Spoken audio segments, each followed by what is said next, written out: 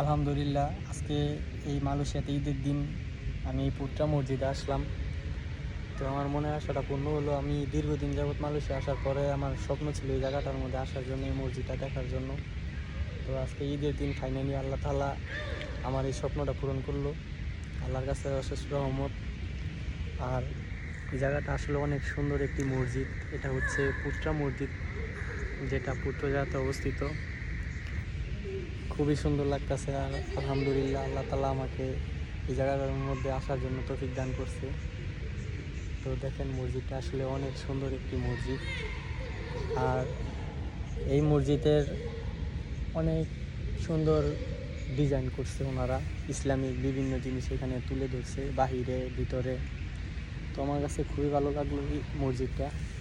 তো কার কাছে কেমন লাগলো অবশ্যই জানাবেন। আর চেষ্টা করবো আরও বিভিন্ন ভালো ভালো জায়গাতে আপনাদেরকে নিয়ে যাওয়ার জন্য। ধন্যবাদ।